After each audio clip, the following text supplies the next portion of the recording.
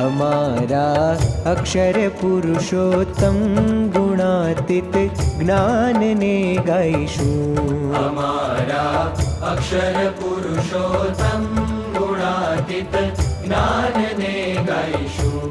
અમે સૌ સ્વામીના બાળક જીવીશું સ્વામીને માટે. અમે સૌ સ્વામીના બાળક જીવીશું સ્વામીને માટે.